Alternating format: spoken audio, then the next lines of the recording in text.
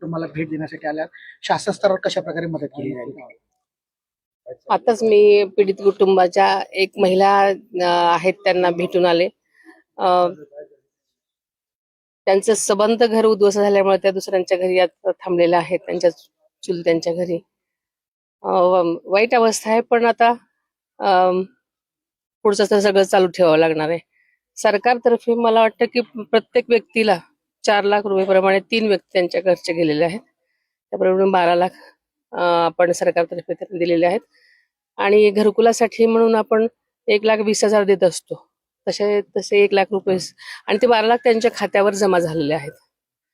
आणि आता 1,20,000 रुपये त्यांच्या घरकुलासाठी म्हणून त्याचंही नियोजन केलेलं आहे. शासन खंबीरपणे अशा कुटुंबाच्या मागे उभं राहिलं. शासन नेहमीच कुठल्याही म्हणजे आपल्या जनतेच्या पाठीमागे खंबीरपणे उभं राहण्याची त्यांची भूमिका आहे.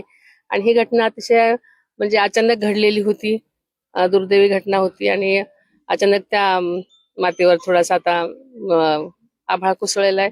तर सरकार अशा लोकांच्या नेहमीच जनतेच्या पाठीशी खंबीरपणे उभं राहण्याची नेहमीच भूमिका राहिलेली आहे त्यांची. अजूनही गाव जे आहे ते पुनर्वसनाचा काय गावकऱ्यांची मागणी आहे त्याप्रमाणे आम्ही आपले आमदार शेळके साहेब, साताराचे पण आमदार मकरंद पाटील आबा, आम्ही सगळ्यांनीच चर्चा केलेली आहे.